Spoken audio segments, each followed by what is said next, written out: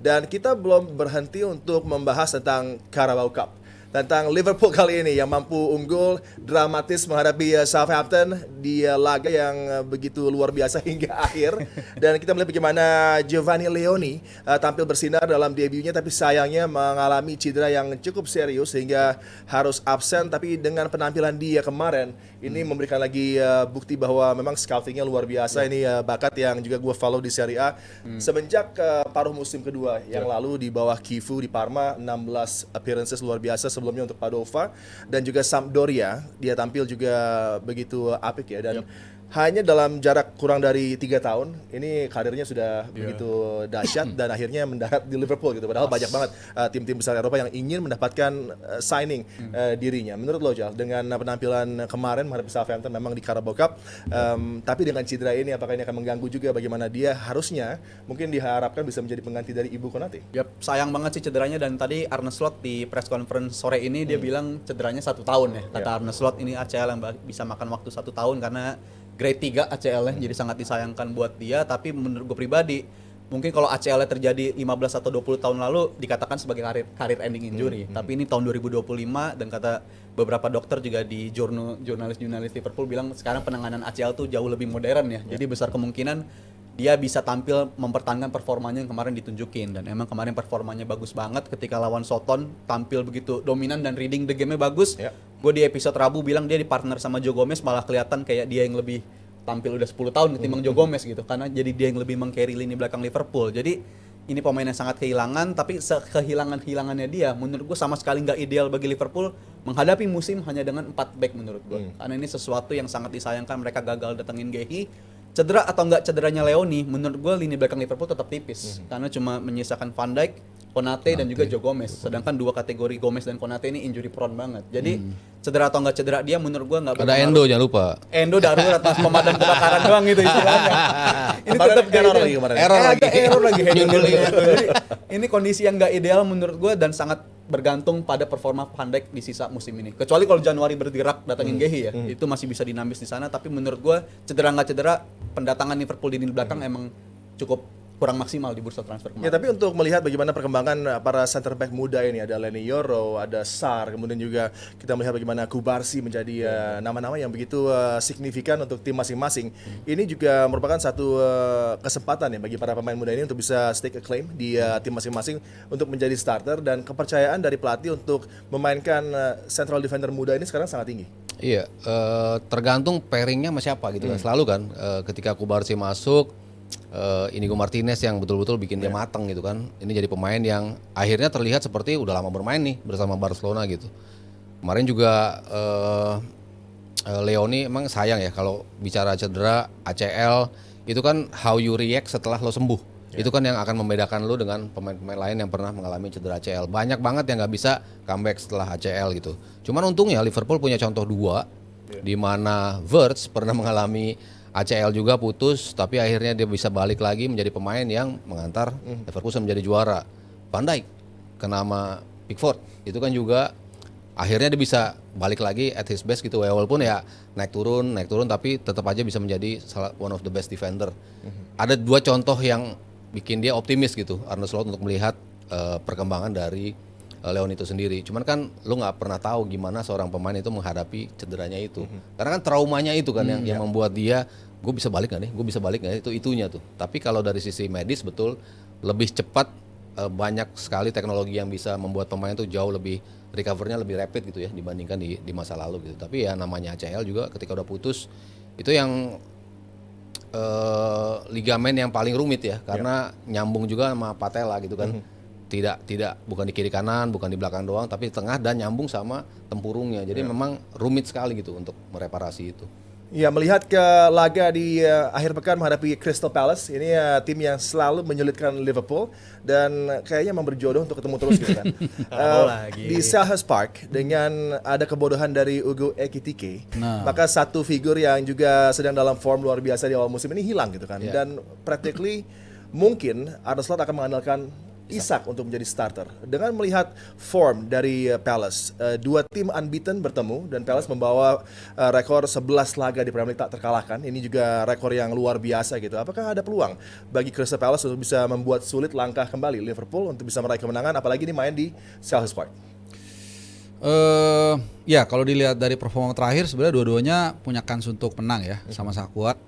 Cuman kalau gue lihat secara materi ya tetap Liverpool lah di atas ya. Cuman mentality ini yang berubah.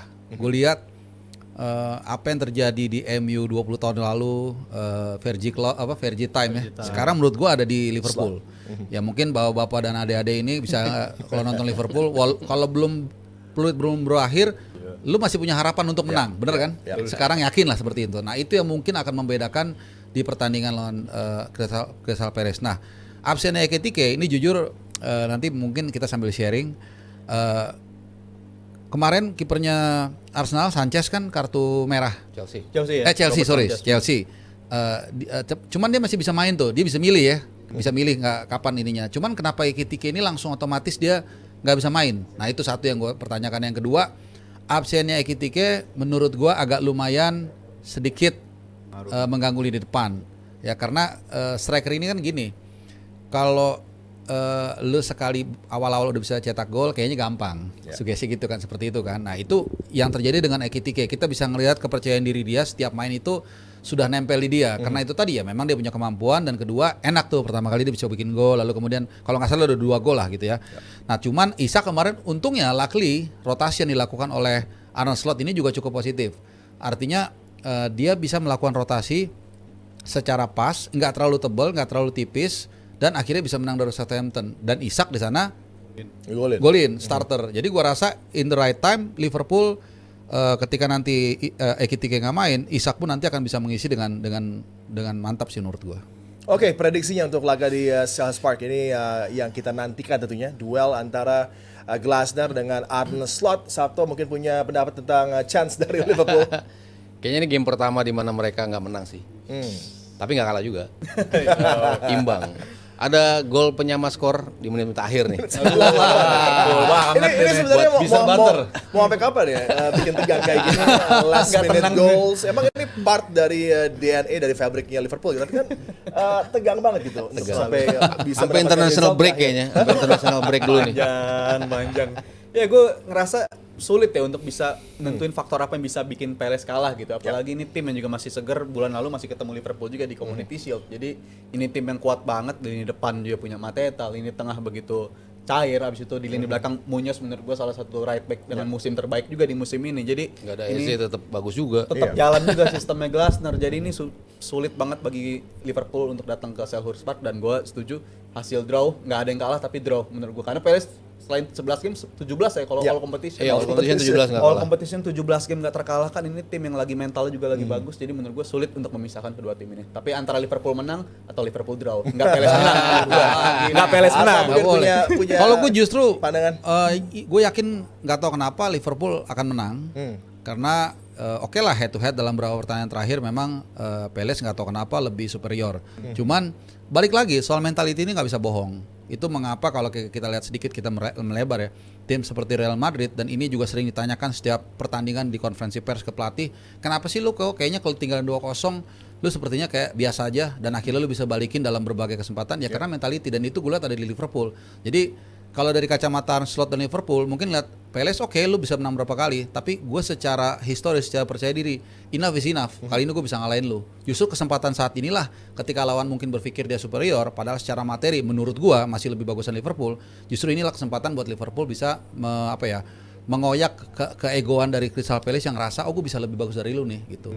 Berarti ini menjadi start yang luar biasa buat Liverpool kalau nanti menang gitu kan. Jadi kan tinggal kita lihat mana statement lagi nih. Ini satu peluang bagi mereka untuk mempertahankan gelar dengan cara yang sangat meyakinkan gitu di awal Apalagi musim. Arsenal seri juga kan. Nah ini penting tuh. Jauh nih. kan belum sabar dong. Kayak minggu lalu berarti kan. Karena minggu lalu dan musim lalu ingat Arsenal tuh selalu dropping points, kalau Liverpool dropping points juga. Jadi secara mentalitas mereka tuh tanda tanyanya itu tuh. Apalagi Liverpool main duluan di Sabtu, Arsenal di Minggu, dan Arsenal tuh punya kecenderungan keganggu mentalnya ya. You jam I jam ya. Iya, Arsenal musim lalu. Kena pressure Gitu ya? caranya soalnya. Makanya di awal ketika ditanya nomor 1 Liverpool, 2 Arsenal.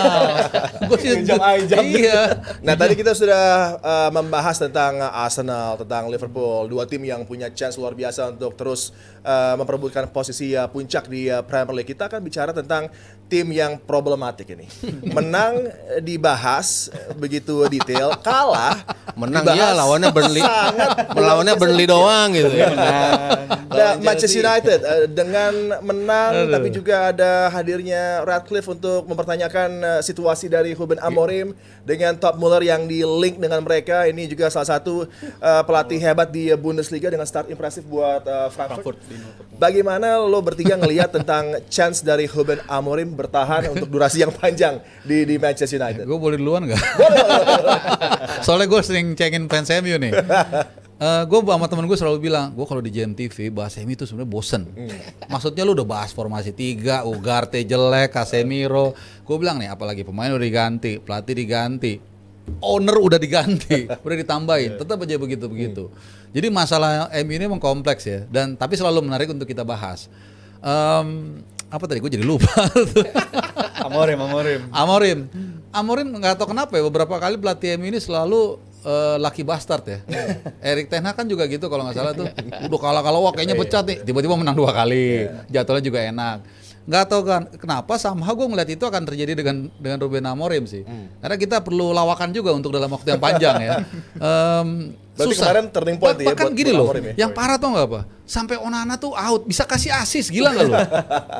Bukan hanya bisa shot stopper bagus, bisa kasih assist kan something wrong kan? Makanya gue bilang, gue kalau agen pemain, gue bilang lu masuk MU 6 bulan, ntar keluar lagi lu pasti jadi jago. Gue bilang. Enggak, itu fakta kan? McTominay jadi pemain terbaik Serie A, Anthony, name it lah semua lah, Elanga segala macem, sampai De Gea juga nangkis penalti 2 kali di Fiorentina debut segala macem. Tinggal Garnacho aja. Nah, Garnacho kan belum lah. Cuman mungkin Jadon Sancho kalau nggak salah ya, yang agak so-so aja keluar. Rata-rata semua, ya udahlah jawabannya emang something wrong, udah komplikasi gitu loh. Nah, ya tapi nggak tahu deh.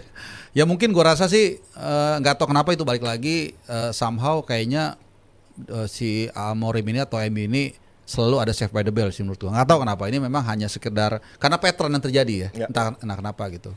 Ya Sabto, untuk Amorim apakah bertahan lama atau kemarin 2 turning point sehingga besok early kick-off lawan Brentford juga kembali menang nih untuk bisa terus bernafas Ruben Amorim. Iya, publik Brentford kayaknya akan lihat Mbemo golin nih. Karena kan gue yang kemarin Rizal bilang ya, ada 3 game yang menentukan United, 2 kali menang loh. Ya. Lawan Burnley-nya menang, lawan Chelsea-nya menang gitu. Ya lawan City dibantai. City ya Udah, begitulah itu ya. pasti kalah gitu kan. Gitu. Cuman kan kalau lihat balik lagi kenapa gue bilang gue percaya Amorim karena statsnya tuh ada gitu. The stats are there gitu, di mana mereka chance-nya paling banyak.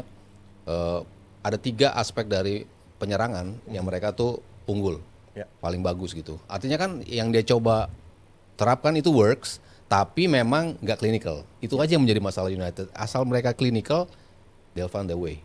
Dan besok gue rasa akan meneruskan tren mereka ya untuk balik ke jalur kemenangan. Tapi ini bakal MU banget kalau bisa menang lawan Chelsea, kalahnya dari Brentford tuh MU banget menurut gue besok tuh. Itu bakal jadi sangat MU, tapi gue komitmen karena tadinya sebelum international break gue bilang gue kasih kesempatan buat Amorim 3 game dan tadi Mas Ado udah nyinggung 2 game udah menang. Jadi menurut gue dia layak untuk dapat perpanjangan nafas, tapi gue nggak akan kaget kalau ternyata board MU tuh udah wawancara sama beberapa pelatih. Karena gue ngerasa ini masih ibarat bangun istana dari pasir, masih ada waktunya bakal ngelakuin fase-fase kritis lagi, dan menurut gua kalau fase kritis datang lagi kayaknya bakal potensi datang pelatih baru besar juga tuh. Glasner gua suka Glasner tuh. Glasner ya?